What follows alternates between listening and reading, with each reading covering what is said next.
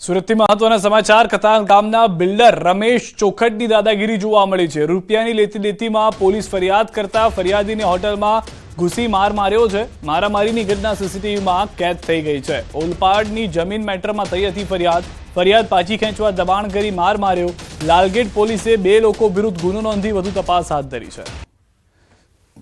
ઘટના આપ જોઈ રહ્યા છો, જે વ્યક્તિને આપ જોઈ રહ્યા છો બબાલ કરતા મારામારી કરતા, તે સુરત કતારગામના બિલ્ડર છે રમેશ ચોખટ, કે જેની દાદાગીરી જે છે તે જોવા મળી છે।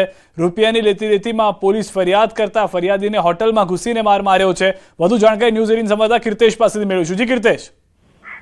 બિલકુલ, સુરતના કતારગામ વિસ્તારની આ ઘટના છે કે જ્યાં બિલ્ડર રમેશ ચોખટિયા નામની દાદાગીરી સામે આવી છે। રૂપિયાની લેતી દેતી મામલે ફરિયાદ કરનાર વ્યક્તિને હોટલમાં ઘૂસીને માર મારવામાં આવ્યો છે, જોકે સમગ્ર ઘટના સીસીટીવીમાં કેદ થઈ હતી। ખાસ કરીને આ બિલ્ડરની ઓળપાણની જમીનની મેટરને લઈને પૈસાની લેતી દેતી હતી, જોકે હાલ આ મામલે લાલગેટ પોલીસે 2 લોકો વિરુદ્ધ ગુનો દાખલ કરી તપાસ શરૂ કરી છે।